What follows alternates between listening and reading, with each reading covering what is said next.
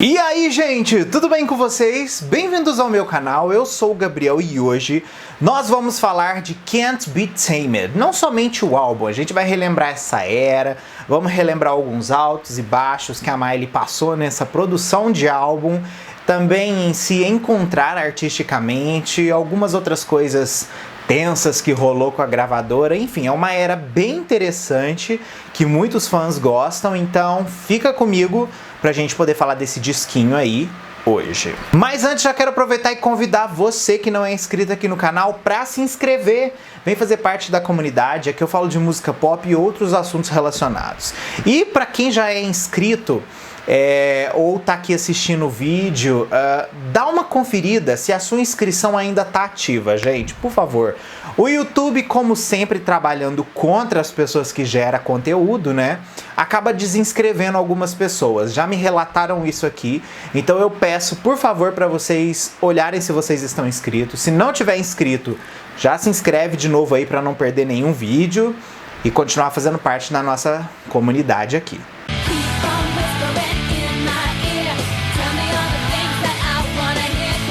Bom, pra gente poder começar, vamos entender o que aconteceu na vida da Miley antes dela começar finalmente a trabalhar no Can't Be Tamed, né? Na própria indústria fonográfica, primeiramente.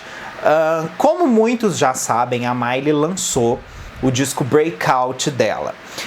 Uma coisa, gente, que é importante a gente já salientar é que o Breakout é o álbum que ela oficialmente se assume como Miley Cyrus. Não é transitório mais, tá? Com isso, a Miley seguiu a carreira dela, seguiu lançando o disco, divulgando o disco, emplacou músicas importantes e no ano de 2009 ela lançou um EP que foi fundamental na carreira dela, que é o Time of Our Lives. Primeiramente, gente, vamos refletir um pouquinho sobre a mudança da indústria, né? A Miley veio de uma onda de rock muito forte.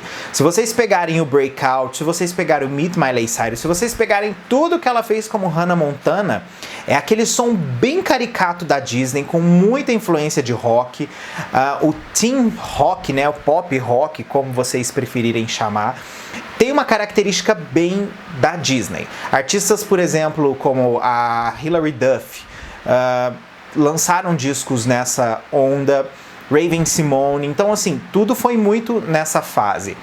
Selena Gomez, Demi Lovato, né? Todas essas grandes estrelas da Disney. Só que no ano de 2008 e 2009, a música eletrônica começou a tomar mais forma. E a Disney, obviamente, queria que o público dela continuasse consumindo cada vez mais. Foi a partir disso que eles resolveram que, bom, vamos deixar nossos artistas saírem um pouco da caixa e vamos começar a criar trabalhos mais transitórios. Foi assim que, por exemplo, o Time of Our Lives foi feito. Ele tem grandes influências do que o mercado fonográfico daquele momento tocava, que era a música pop, o dance, né? Tanto que a gente tem aí o Inari Party in USA, que é uma música, assim, icônica, suprema, pop, totalmente diferente do repertório que a Miley já tinha feito antes, tá? E ao mesmo tempo, dentro do EP, a gente tem Kickin' and Screaming, que tem uma cara bem mais rock and roll, né? Tem outras músicas bonitas, como The Climb também, então assim, tudo vem num formato bem diferente do que ela fez nos discos anteriores. Isso foi fundamental para a gente poder chegar no Can't Be Tamed, que aconteceu no ano seguinte. Mas durante todo esse processo do Time of Our Lives, a Miley entrou em uma grande turnê. Turnê essa que foi a Wonder World Tour. Essa turnê, ela meio que foi uma turnê que ela conciliava o material da Hannah, o material da Miley do passado e o material novo dela, tá? Essa turnê, na verdade, ela é a primeira turnê que não usa o alter ego da Hannah Montana. Ela é realmente a turnê de frente da Miley mesmo, que ela faz ali. Totalmente diferente da turnê Best of Both Worlds, que misturava os dois mundos ali. E foi uma grande turnê, foi a primeira turnê mundial mesmo da Miley, rodou bastante. A Miley, assim, teve uma jornada muito enriquecedora artisticamente. E óbvio, né, gente, a gravadora queria um novo álbum para 2010, afinal de contas, começava uma nova década, novas coisas estavam acontecendo, novos momentos estavam começando a tomar forma na indústria, né? Artistas tinham explodido e gerado tendência, como por exemplo a Lady Gaga, como eu disse aí da mudança do dance pop. Então tudo isso influenciou muito para o trabalho futuro da Miley. A turnê Wonder World Tour, ela rendeu 67 milhões de dólares com apenas 56 apresentações, uma turnê icônica e muito rentável de uma artista da Disney. É importante a gente já avaliar também, gente, que a expectativa estava grande para o novo trabalho da Miley. Como eu disse, o EP foi transitório para demonstrar exatamente o que o futuro dela ia ter. Tanto que durante o período da turnê foi quando ela começou a gravar mesmo o Can't Be Tamed. Ela reuniu um time de produtores que, assim, já era bastante conhecido da Hollywood Records, né? Que foi o time do Rock Mafia, que inclusive eles trabalharam com a Selena Gomez, basicamente no álbum, quase todos os álbuns da Selena, trabalharam com a Demi, trabalharam com outros artistas da Disney que estavam em ascensão ali naquela fase nova teen, né? Então, assim, a Miley acabou fazendo o disco todo com eles e valeu muito a pena, porque o disco ficou muito coesivo. Em dezembro de 2009 foi oficialmente o início das gravações do Can't Be Tamed. A Miley anunciou que ela já tinha começado a planejar o terceiro álbum já tinha algum tempo, e ela pretendia, depois de finalizar o ciclo do Can't Be Tamed, fazer um hiato musical, ou seja, mudar o foco dela um pouco e não lançar mais material de música por um momento. Ela expressou exatamente a preocupação com o fato do que o material novo dela não era verdadeiramente inspirador, e ela temia que isso esteja misturado com as coisas de todo mundo que estavam acontecendo. Ou seja, a Miley sentia que o novo material dela, por ser pop, por estar vindo numa tendência nova musical, isso poderia ser engolido por outras influências do mercado daquela época, né? Como eu disse aí, a concorrência, né? A Miley, inclusive, falou da inspiração da Lady Gaga na criação do projeto, que foi uma artista que estava muito em ascensão, né? A novidade das músicas techno entrando, né? O próprio líder da gravadora, da Hollywood Records, admitiu que se inspirou na música dance pop para poder criar o álbum, e que sustentou muito bem com a personalidade que a Miley tinha. O Webb falou exatamente que a Miley parecia muito confortável dentro do trabalho, e que não era uma coisa que, assim, que deixava também o ouvinte tão distante da realidade da Miley, por mais que fosse um novo som e uma nova mudança em tudo ali dela. Numa entrevista à MTV News, ela fez a seguinte declaração, mais uma vez falando da questão do hiato e da importância disso para a criação de um futuro trabalho dela. Eu quero fazer o meu último disco pop, estou trabalhando em um disco agora. Eu meio que quero que esse seja meu último álbum por um tempo e seja capaz de fazer uma pausa e apenas obter todos os tipos de música que eu realmente amo. Você sabe, meus estilos favoritos, porque em alguns anos, como eu cresci, assim como meus fãs, e não precisarei me concentrar tanto nisso, e poderei ter mais do som que realmente eu sou como pessoa. Essa foi exatamente a fala dela, falando da questão da transição artística. Como eu disse, gente, você vai evoluindo, o seu público vai evoluindo, tudo vai mudando e tomando outro tipo de proporção. Foi exatamente por causa disso que a Miley estava com toda a preocupação de fazer um álbum que fosse para arrebentar. Depois que o álbum já estava finalizado, em 4 reuniões por toda a Europa, o empresário da Miley, o Jason Murray, apresentou o álbum para os representantes da Universal Music. Os representantes acabaram confirmando que para Hollywood Records que já haviam decidido que o primeiro single do álbum seria Can't Be Tamed, que inclusive a música foi lançada no dia 30 de abril de 2010 na página oficial do MySpace da Miley. Ponto importante também, antes da gente focar um pouco na história de Can't Be Tamed, do single, né, é que o disco, a Miley sentia que o momento certo para lançar ele era no verão.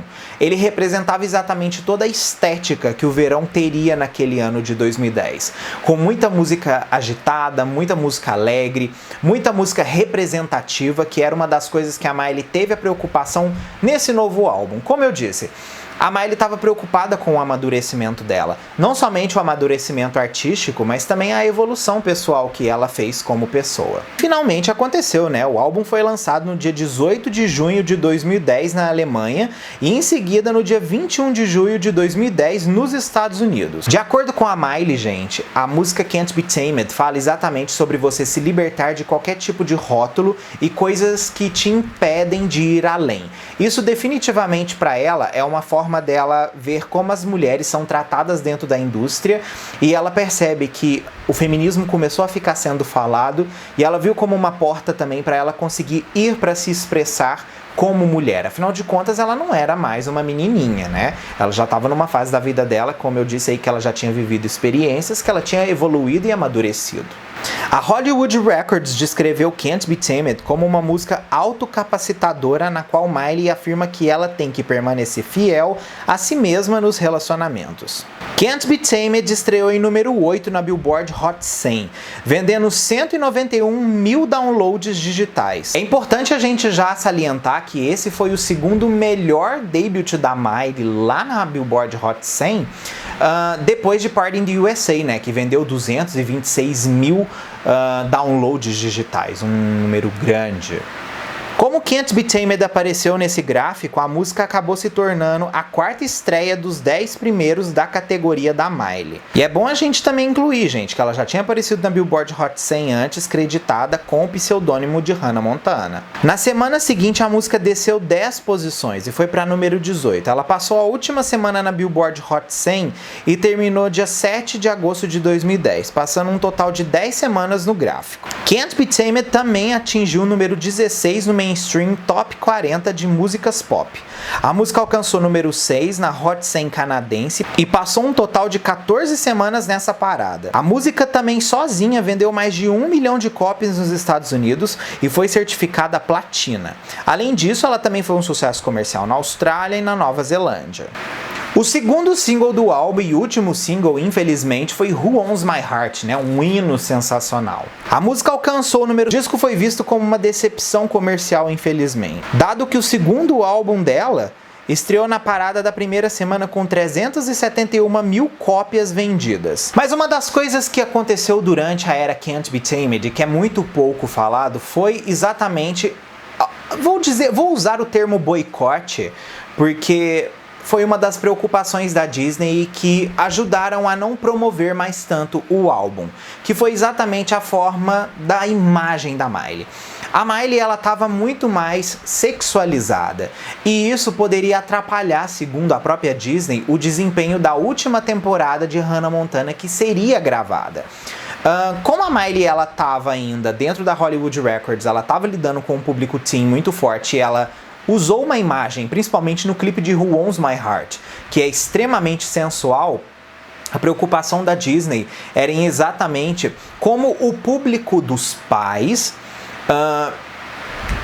iriam agir naquela situação. Porque, afinal de contas, gente, é um risco você colocar o seu filho para assistir um tipo de programa e a artista que protagoniza aquele programa, ela ter um trabalho que não condiz tanto com a idade do que a personagem do programa atende, entendeu? Então essa era uma das preocupações. Foi exatamente por causa disso que a divulgação do álbum foi tão curta, porque a imagem dela foi muito sensualizada, teve um impacto grande, né? Tanto que era dita como a grande evolução de Miley Cyrus, né? Mas dividiu opiniões, infelizmente. O álbum é maravilhoso, o álbum vai pra sempre ter um conteúdo que a gente vai poder ouvir e, assim, é o disco pop mais interessante da Miley. Óbvio, Bangers é incrível, mas o Can't Be Tamed pra mim é um álbum que eu me caracterizo muito, talvez pelo impacto que ele teve na minha vida.